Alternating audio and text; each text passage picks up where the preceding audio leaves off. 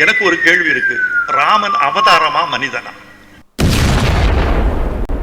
சராசரி சாதாரண ஒரு மனிதனுக்கே தெரிஞ்ச அந்த விஷயங்கள் பேரரசுக்கு எப்படி தெரியாம போச்சுன்னு எனக்கு விளங்கல. கடவுள் இல்லை என்று சொல்வதை அந்த இஸ்லாமிய பெரியவர்கள் எப்படி கூப்பிட்டு பேச வச்சாங்க? பெரியாருக்கு இஸ்லாம் பற்றிய அடிப்படை புரிதல் கிடையாது. இப்ப நான் இங்க சென்னையில கோவில் பதாகையில் இருக்கேன். இங்கேயே நாவிதர் தெருன்னு ஒரு தெரு இப்பவும் இருக்கு, போர்டு வச்சிருக்காங்க. இப்ப அகராதிகள் இப்படி இருக்கு.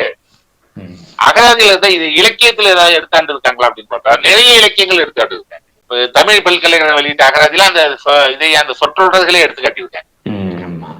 சரி, இவங்க தான் எடுத்து காட்டினாங்களே முஸ்லிம்கள் அப்படின்னா, சீரா புராணத்துல நபி அவர்கள் முகமது நபி அவர்கள் பிறந்ததை சொல்லும்போது அந்த அந்த படலத்துக்கே நபி அவதார படலம் தான் உமர் புலவர் தலைப்பு கொடுத்திருக்காரு. நபி அவதாரம் என்கிட்ட சீரா புராணம் 3 பதிப்புகள் வச்சிருக்கேன், 4 பதிப்புகள். காமு ஷெரீப் பதிப்பு தான் ஒரு பாகம். சீரா புராணம் விளக்க உரையோட பதிப்பிக்காதது. இதுலயும் பாத்தீங்கன்னா நபி அவதார படலம் தான் இருக்கு.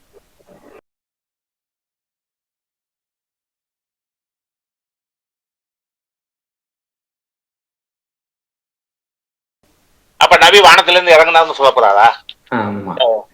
கவி பேரரசு.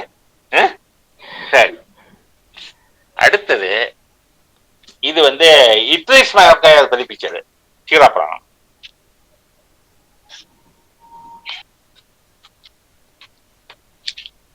இதுல பாத்தீங்கன்னா நபி அவதார படம்.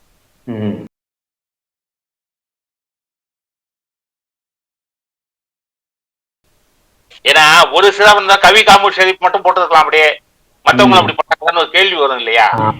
ஆமா ஆமா, இந்த ஆளுங்க பதிப்பகத்தை திருத்திட்டான்னு சொல்லுவாங்க. சரிதான் சரிதான், ஓகே ஓகே. இது நாச்சி குலத்தார் பதிப்பு. சீரா புராணம் நாச்சி குலத்தார் பதிப்பு.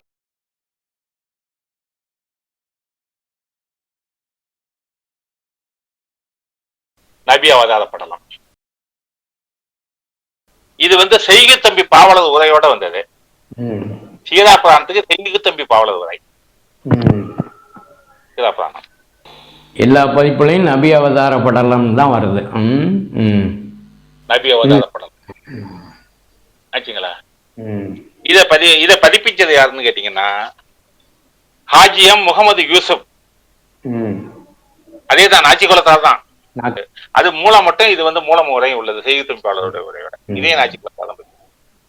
ஆக இதுவரையில் நம்ம பார்த்ததுல அவதாரம் என்பதுக்கு இறங்குகைக்கு பொருள் 3 அகராதியில இருக்கு. ஆனா தெய்வ பிறவி என்றும் கடவுளுடைய மனித பிறவி என்றும் சொல்லக்கூடியது எல்லா அகராதியிலையும் பெரும்பாலும் தவிர்க்க முடியாமல் இருக்கு. அவதாரம் என்றால் மேலிருந்து கீழே இறங்குவது என்று பொருள். கர்ப்பத்தினால் அழுக்குப்படுத்தப்படாதவன் தான் அவதாரம். இவர் கவிப்பேரரசு வைரமுத்து. நம்ம கவிப்பேரரசே சொல்றாரே, ஒருவேளை உண்மையா இருக்குமோங்கிற ஒரு சந்தேகம் வந்ததுனால உங்கள்கிட்ட இந்த கேள்வியை கேட்டேன். அதுக்காக இந்த அடி அடிக்கலாமா ஐயா? இல்ல, நான் அடிக்கவே இல்லைங்க.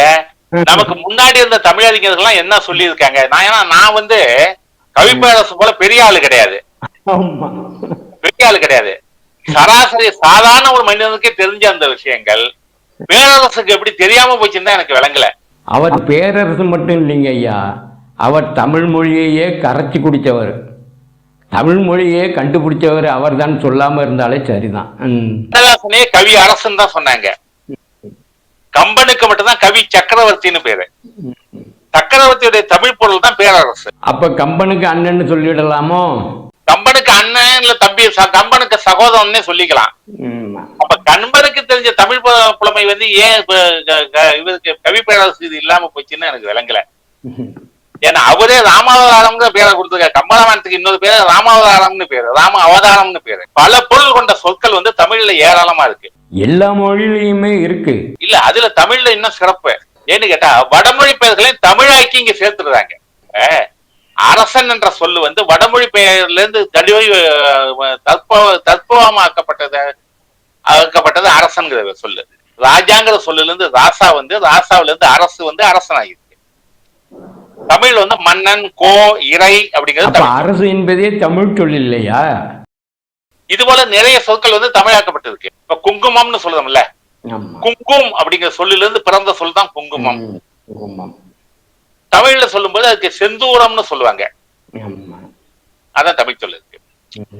அப்படி இருக்கும்போது இந்த சாதாரண தமிழ் விஷயம் கூட தெரியாமல் அல்லது வந்து மறைத்து விட்டு, தனக்கு தெரிந்ததை மறைத்து விட்டு, ராமனை வந்து ஏதோ வந்து ராமனை இறக்க அவரோட ராமனுடைய புகழை குறைக்கணும் அப்படிங்கிறது போல நினைச்சுக்கிட்டு ஒரு பேசினாரோன்னு எனக்கு தெரியல. இப்போ இன்னொன்னு நான் சொல்றேன். இதற்காக வேண்டி நான் முதல்ல வந்து சில கவிஞர்கள்ட்ட மன்னிப்பு கேட்டுக்கிறேன். கவியரசு கண்ணதாசன், கவி காமு ஷெரீப், உடுமலை நாராயண கவி, இவெல்லாம் கவி என்ற சொல்லை தன்னுடைய பெயரோடு சேர்ந்து ஒட்டி பயன்படுத்தியவர்கள் அல்ல மற்றவர்களால் பயன்படுத்தப்பட்டது. இந்த கவி என்ற சொல்லுக்கு பாடல் என்ற பொருள் உண்டு, கவிஞர் என்ற பொருளும் உண்டு, கூடவே குரங்கு என்ற ஒரு பொருளும். ஆமாமா, எல்லாருக்கும் நல்லா தெரிஞ்சது குற்றால குறவஞ்சி. அதுல வந்து மந்தி சிந்தும் கனிகளுக்கு வான்கவிகள் கெஞ்சும்னு வரும். குற்றால குறவஞ்சில மட்டும் இல்ல, நம்ம கும்பகோணம் பக்கத்துல கவித்தலம்னு ஒரு ஊர் இருக்கு, கவிஸ்தலம்னு சொல்லுவாங்க. நம்ம ஜி.கே. மூப்பனாருடைய பூர்வீக ஊருன்னு சொல்லுவாங்க. கபிஸ்தலம் மூப்பனார்னு தான் சொல்லுவாங்க பொதுவா சொல்லும் போது. அந்த கபிஸ்தலம் என்பது கவித்தலம்னு சொல்லுவது தமிழ்ல.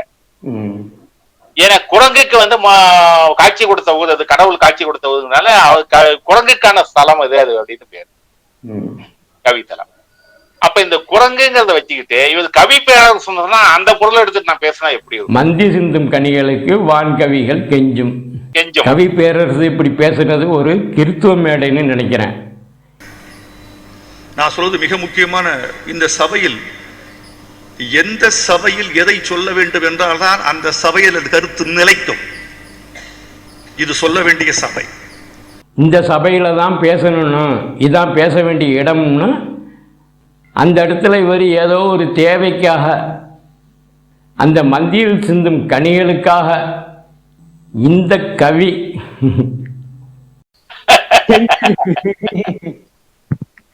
அதாவது தமிழ் வந்து அதுக்காக தன்னுடைய இஷ்டத்துக்கு வளைக்க கூடாது.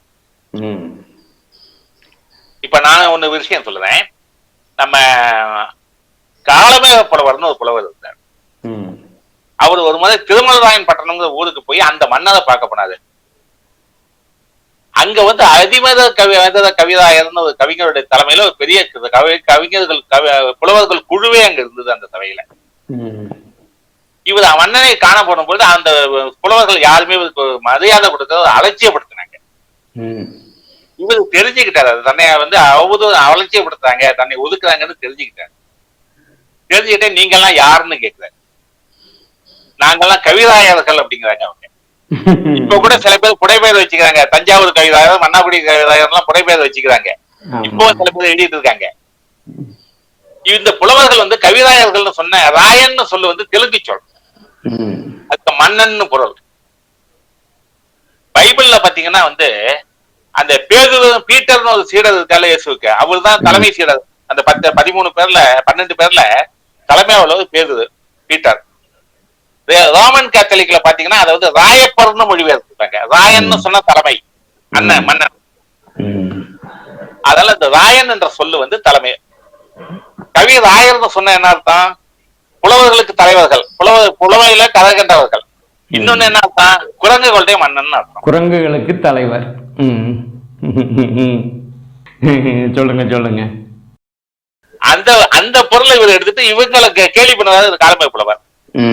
நாங்கள் கவிராயர்னு சொன்னோடனே வாழங்கே, நீண்ட இருந்த வயிறங்கே, 4 காலங்கே, ஊன்வடிந்த கண்ணங்கே, சால புவிராயர் போற்றும் புலவியர்கள் நீங்கள் கவிராயர் என்று தக்கால் அப்படின்னு பாடுறாரு.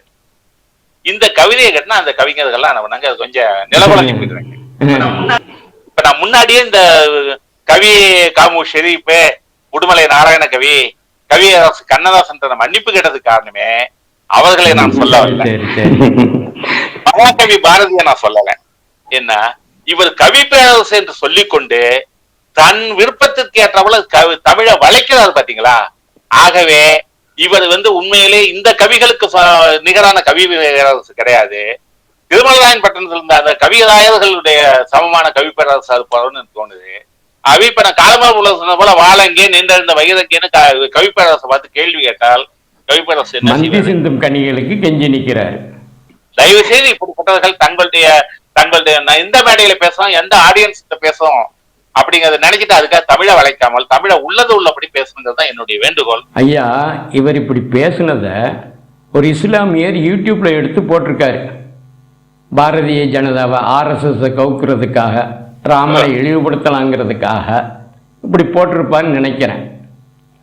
அந்த பதிவில் கமெண்டில் சில பேர் கேட்டிருக்காங்க. என்ன கேட்குறாங்கன்னா, இயேசுநாதர் ஜீசஸ் மரியம் வயிற்றில் பிறந்தவர், ஒரு பெண்ணின் வயிற்றில் பிறந்த அந்த ஜீசஸ் எப்படி கடவுளாவார் அப்படின்னு கேட்டிருக்காங்க. அதுக்கு அந்த பதிவரும் பதில் சொல்லலை. அவர் போய் வைரமுத்துட்ட இதை கேட்டு தெளிவுபடுத்திக்கிட்டாரான்னு தெரியலை. இந்த பதிவு போட்டு நாளாயிடுச்சு, இதுவரையும் பதிலை காணாமே, என்னாச்சு? இதை எப்படி பார்க்கறதுங்க ஐயா? 50-60 ஆண்டுகளுக்கு முன்னாடி வெளிவந்த புத்தகங்கள்ல பாத்தீங்கன்னா இவர் இந்த ஊரில் அவதரித்தார் அப்படின்னு தான் போட்டிருப்பாங்க. ஒரு பெரிய வரலாறையோ அல்ல ஒரு பெரிய பக்திமானையோ இல்ல கடவுள் அடியவரையோ அல்லது பெரிய ஒரு ஞானியையோ அல்ல பெரும் புலவர்களையோ சொல்லும் பொழுது இவர் இந்த ஊரில் அவதரித்தார்னு போடுவாங்க. அவதரித்தால் என்பதற்கு பிறந்தால் என்ற பொருள் கொண்டால் அவதாரம் என்பதற்கு பிறத்தல் பொருள் தானாவே வந்துடுமே. ஆமா, அவதரி என்றால் வினைச்சொல், அவதரித்தல் என்றால் தொழிற்பெயர், அவதாரம் என்றால் பெயர் சொல். இது கூட அதாவது என்னன்னு கேட்டீங்கன்னா, மேடைக்கு ஏற்ற போல பேசிட்டு போனால் போதும் அப்படின்னு நினைச்சிட்டு தமிழை இவங்க விருப்பத்துக்கு ஏற்ற போல தமிழை வளைக்கிறாங்க, உடைக்கிறாங்க. இவர்கள் விருப்பத்துக்கு ஏற்ற பொருளை இவங்களே கற்பனை பண்ணி சொல்லுவாங்க. இது போல நிறைய பேர் இருக்காங்க நம்ம தமிழ்நாட்டுல. இன்றைக்கு என்னன்னா, அவர்களுடைய தேவைகள் சிலவற்றை பூர்த்தி செய்வதற்காக இப்படி எல்லாம் செஞ்சுக்கிட்டு இருக்காங்க. அப்படிதான் நான் நினைக்கிறேன். அவர் அதே மேடையில என்ன சொல்றாருன்னா, நானும் ஒரு பொது மனிதனாக மத நல்லிணக்கம் பேசுகிறவனாக இந்த மண் மனிதநேய மண் என்று வற்புறுத்துகிறவராக, நாம் எல்லா மதங்களையும் கடந்து எல்லா மதத்துக்குள்ளும் மனிதர்களை பார்க்கிறோம் என்ற நிலைமையில் உள்ளவனாக நான் சொன்ன இந்த கருத்துக்கு பதில் இல்லை. நான் மதங்களை தாண்டி மனிதனாக இருப்பதற்காகவே இந்த கேள்வியை கேட்கிறேன் என்கிறார். மத ஒற்றுமையை போற்றுவதாக சொல்கிறார். ஒரு மதத்தை இழிவுபடுத்தி இன்னொரு மதத்தை போற்றுவது மத ஒற்றுமையை வளர்க்குமா, மத வேற்றுமையை வளர்க்குமா, மத பகைமையை வளர்க்குமா? இவங்கெல்லாம் சொல்லதுனால சமூக நல்லிணக்கம் கெட்டு போறது இல்லைங்க. சில சந்தர்ப்பங்கள்ல நான் இதை பற்றி நிறைய பேசியிருக்கேன். யூடியூப்ல சில வீடியோக்கள் கிடைக்கும். கடவுள் இல்லை, கடவுள் இல்லவே இல்லைன்னு சொல்லிட்டு பெரியார் இஸ்லாமிய மேடைகள்ல மீலாது விழாக்கள்ல போய் பேசியிருக்காங்க. கடவுள் இல்லை என்று சொல்வதை அந்த இஸ்லாமிய பெரியவர்கள் எப்படி கூப்பிட்டு பேச வச்சாங்க? பெரியாருக்கு இஸ்லாம் பற்றிய அடிப்படை புரிதல் கிடையாது. இஸ்லாமியர்களுடைய வாழ்க்கை நெறியை மட்டும் பார்த்து விட்டு பெரியார்கிட்ட இஸ்லாமிய பெரியவர்கள் என்ன சொன்னாங்களோ அதை மட்டும் புரிந்து கொண்டு பெரியார் இஸ்லாமை பற்றி அவர் கடவுள் இல்லை என்று தான் சொன்னார், அல்லாஹ் இல்லை என்று சொல்லலை இல்ல அப்படின்னு அவங்க சொல்றாங்க. குர்ஆனோ ஹதீஸோ படிக்கிறது கிடையாது. அந்த அடிப்படையில இவங்க இஸ்லாமிய பெரியவர்கள் இஸ்லாமை பற்றி ஆகன்னு பில்டப் பண்ணதை வச்சுக்கிட்டு இவர் என்ன பண்ணது, அங்க போய் மீலாது விழாவில போய் இந்து மதத்தை விமர்சனம் பண்ணி பேசினாங்க. அவங்களும் இஸ்லாமிய பெரியவர்களும் மேடை அமைச்சு கொடுத்தாங்க பெரியாருக்கு. காரணம் என்ன கேட்டா, இந்து மதத்தை விமர்சனம் பண்ணுவது அவர்களுக்கு ஒரு லாபத்தை கொடுக்கும், மதம் வளர்ப்பதற்கு ஒரு. ஆமா, அவருடைய பேச்சுக்கள்லையும் எழுத்துக்கள்லையும் எந்த இடத்துலையும் குர்ஆன் ஹதீஸை ஒப்பிட்டோ இல்லை குர்ஆன் ஹதீஸில் உள்ள கருத்துக்களை எடுத்தோ அவர் பேசியதில்லை. இஸ்லாமியர்களுடைய நடைமுறை வாழ்க்கையில் உள்ளதை மட்டும்தான் விமர்சனம் பண்ணியிருக்காரு. ரொம்ப சிறப்பா சொல்றது இறையழிவு நீங்க இஸ்லாமிய நண்பர் சொல்லுவோம். ஆமா ஆமா, அவர்கள் அந்த இதை மட்டும்தான், இணை இழிவு நீங்க இஸ்லாமிய சிறந்தது என்று சொன்னதை மட்டும்தான் பயன்படுத்துறாங்க. மற்றது அவர் இஸ்லாம் மதத்தை பற்றி சொன்னதை எல்லாத்தையும் கணக்கிலேயே எடுத்துக்கிறது இல்லை, வெளியே சொல்றதே இல்லை, வாயே திறக்கிறது இல்லை. அது ஒன்றை வைத்துக் கொண்டு 1949 49 அதனுடைய முதல் பதிப்பு வந்தது. வைத்துக் கொண்டு இஸ்லாமிய மௌலவிகள் நிறைய மேடைகள்ல சொல்லும்போது பெரியாரே எங்களுடைய மதம் சிறந்ததுன்னு சொல்லியிருக்காரு. எங்க மதத்துல ஜாதி பிரிவினை இல்லைன்னு, பிரிவினால இழிவு சொல்லியிருக்காரு. அப்படின்லாம் பேசிட்டு இருந்தாங்க. ஆனா இழிவு உண்டா இல்லையா என்பது உள்ள போய் பார்த்தால் தெரியும். சிறு புத்தகம் ஒண்ணு வந்திருக்கு வட இந்தியாவில் உள்ள இஸ்லாமிய இதை பற்றி பிரிவினைகளை பற்றி. இஸ்லாத்தில் மனுவாதிகள்னு அந்த புத்தகத்துக்கு தலைப்பு. ஆமா ஆமா, அம்பேத்கர் நிறைய எழுதியிருக்கார். வடநாட்டில் எத்தனை சாதிகள் இருக்கிறது, அந்த சாதிகளுக்கு ஒவ்வொரு சாதியுடைய படிநிலையையும் அந்த சாதிக்குரிய தொழிலையும் நல்ல விளக்கமாகவே எழுதியிருக்கிறார். அம்பேத்கர் நிறைய எழுதியிருக்காரு. தக்கலை ரசூல், கவிஞர் ரசூல் என்ன பண்ணாரு, தலித் முஸ்லீம்னே ஒரு நூல் எழுதியிருக்காரு. ஆமா, இஸ்லாமுக்கு போனதுக்கு தலித் எங்க இருந்து வந்தாங்க? ஆனா அவங்களுக்கு இடஒதுக்கீடு வேணும்னு கேட்டுட்டு இருக்காங்க. அது எப்படி? சாதி இல்ல, பிறப்பினால உயர்ந்த வழி இல்ல, ஆனா இவங்க தலித் முஸ்லீம் இவங்களுக்கு இடஒதுக்கீடு வேண்டும், இவங்க பிற்படுத்தப்பட்ட முஸ்லீம் இடஒதுக்கீடு வேண்டும். ஏன்னா ஒரு இஸ்லாமிய இலக்கிய மாநாட்டுல கவிக்கோ அப்துல் ரஹ்மான் பிறையை கப்பறையாக்கி கலைஞரிடம் நான் கேட்டுக்கொள்கிறேன் இடஒதுக்கீட்டுக்கு அப்படின்னு சொல்லி பேசினாரு. நான் காதால கேட்டேன். ஏன்னா அந்த இஸ்லாமிய இலக்கிய மாநாட்டுக்கு நான் போயிருந்தேன், என்னை அழைச்சிருந்தேன். என்ன அது கூட நிறைய இஸ்லாமிய இதழ்கள்ல நிறைய ஆசிரியர்கள் கண்டனம் பண்ணாங்க. பிறை என்பது புனிதமாக வரப்படுறது, அதை பிச்சை எடுப்பதற்கு கவிக்கோ பயன்படுத்துறது எங்களால ஏற்றுக்கொள்ள முடியாதுன்னு சொல்லி கூட எழுதினாங்க. என்ன எப்படி? அப்ப இணை இழிவு நீங்களையா, சாதி இழிவு நீங்களையா?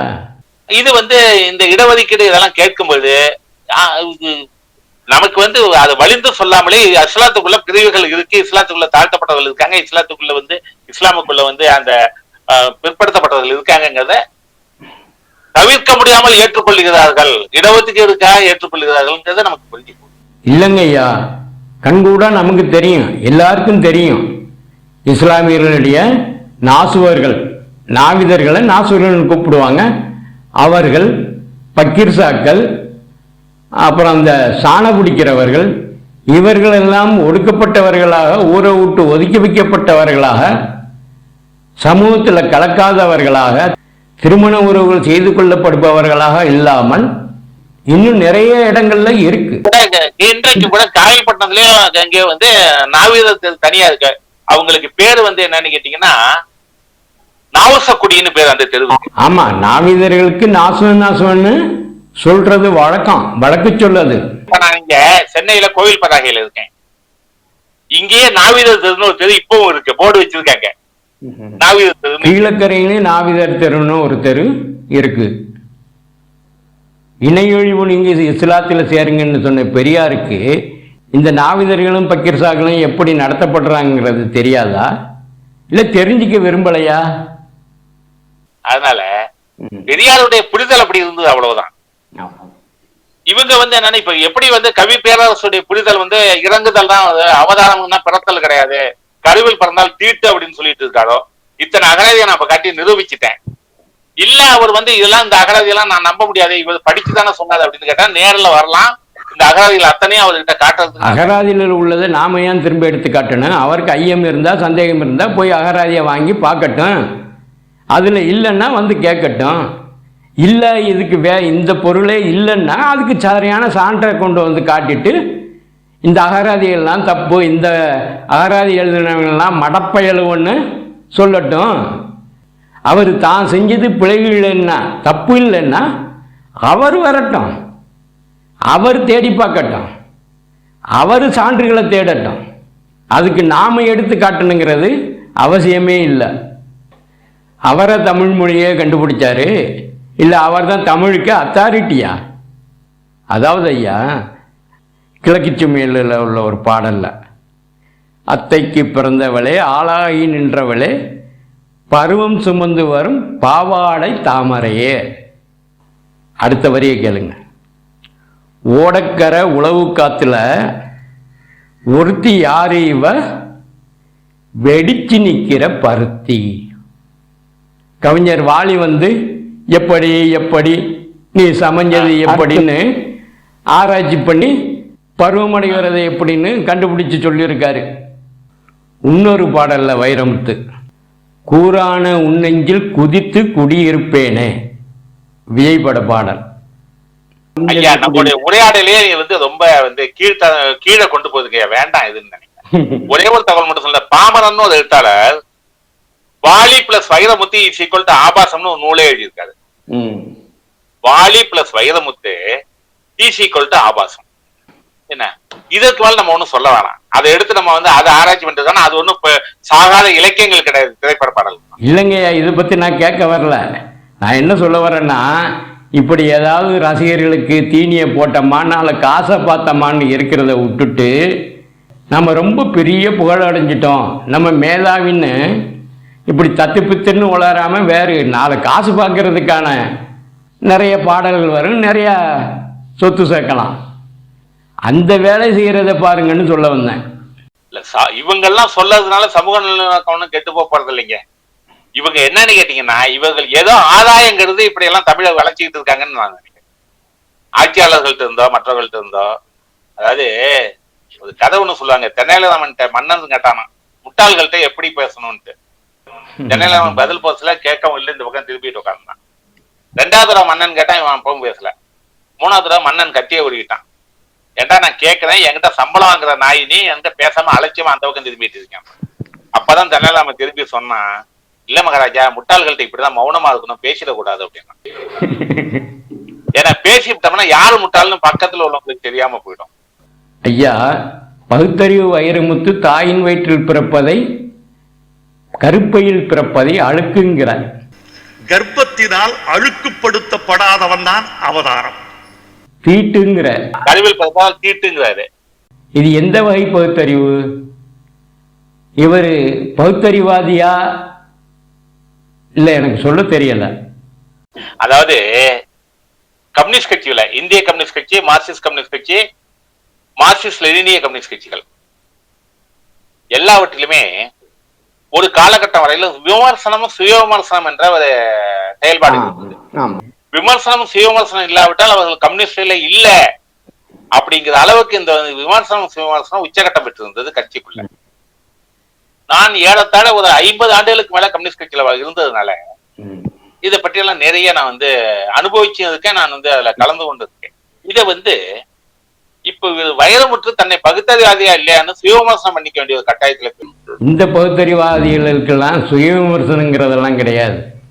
பிறவி என்பது ஆண் பெண் சேர்க்கை இல்லாமல் பிறந்தால் அந்த சேர்க்கையை சந்தேகப்படக்கூடிய அளவுக்கு இன்றைக்கு சமுதாயம் புரிதல் வந்துடுச்சு.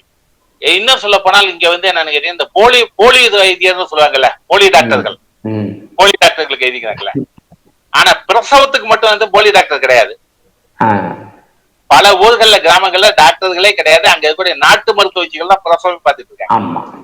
இன்னும் மலை கிராமங்களுக்கு போயிட்டா மலை கிராமங்கள்ல சில ஆண்கள் பிரசவம் பார்த்துட்டு இருக்காங்க, அவங்க படிப்பறிவே இல்லாத ஆண்கள். ஏன்? பிரசவம் என்பது ஒரு இயற்கை நிகழ்வு.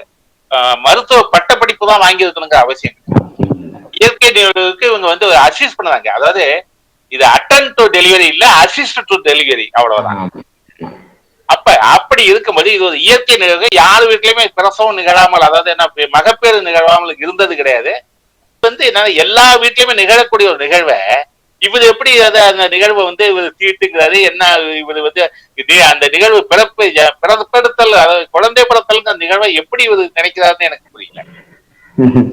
இது என்னன்னு கேட்டீங்கன்னா சமூகத்தையும் புரிஞ்சுக்கலன்னு அர்த்தமாகுது. இந்த சமூகம், இந்த மானிட பிறப்பு, இந்த உயிர் பிறப்புகள் அப்படின்னு சொல்ல போனா அமீபாஸ், பாக்டீரியாஸ் ஒண்ணுதான் கருச்சேர்க்கையில பிறக்காது. அப்ப அது மட்டும்தான் புனிதமானது. நீங்களும் நானும் தீட்டு தான். தமிழை அரையும் குறையுமாக வெளிப்படுத்தாதீர்கள், முழுமையாக வெளிப்படுத்துங்கள். மேடைக்காக அலங்காரமாக பேச வேண்டும் என்பதற்காக நீங்கள் ஒரு பகுதியை மட்டும் பேசிவிட்டு ஒரு பகுதியை மறைக்க வேண்டாம். இந்த பகுத்தறிவாளர்கள் என்ன செய்யறாங்கன்னா, ஒரு கடவுளை எழுந்துக்கிட்டு இன்னொரு கடவுளை புகழ்ந்துக்கிட்டு இருக்கிறாங்க. இதுதான் இவங்களுடைய பகுத்தறிவாயா?